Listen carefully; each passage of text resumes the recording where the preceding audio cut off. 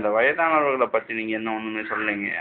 வயதானவங்களுக்கு 60 வயசுக்கு மேலே இருக்கவங்களுக்கு குறைஞ்சது வந்து 2 கிராம் அளவில் வேல்யூ பண்ணி பென்ஷன் கொடுக்கணுங்க. 70 வயசுக்கு மேலானவங்களுக்கு 61 வயசு ஆயிடுச்சுன்னா 10% கூட்டிக்கிட்டே இருக்கணும். 70 வயசுக்கு மேலானவங்களுக்கு 5 கிராம் வரை கொடுக்கலாம். 80க்கு 15 கிராம் கூட கொடுக்கலாம்.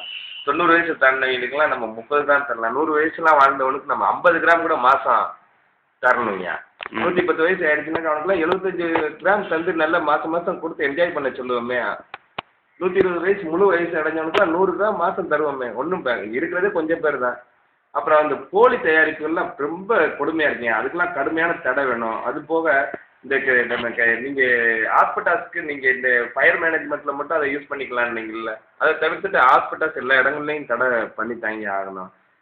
அப்புறம் நம்ம கலைப்பொருட்கள் இருக்குது பாருங்க, நம்மளோட பொருட்கள், நம்மளுக்குன்னு பாரம்பரியமாக இருக்கக்கூடிய மண்பாண்ட பொருட்கள், மற்ற பானைகள், மற்ற சிற்பக்கலைகள், இந்த மாதிரி கைவினை பொருட்கள், இயற்கையிலேருந்து வரக்கூடிய பொருட்களை வச்சு நம்ம கைவினை கலைஞர்கள் உற்பத்தி பண்ணக்கூடிய பொருட்கள்லாம் அரசாங்கம் வேணுன்ற அளவு பேங்க்கும் நல்ல வழியாக முழு நிதி ஆதாரத்தை கொடுத்து அதை உலகம் பூரா நம்ம கொண்டு போய் நம்மளோட பொருளை தாங்க ஏற்றுமதி பண்ணுறோம். அவங்களுக்கு தேவையானதை நம்ம கொடுத்துக்கிட்டு இருந்தோம்னாக்கும் நம்ம மண்ணும் நீரும் மாசுபட்டு வீணாக போயிடுங்க.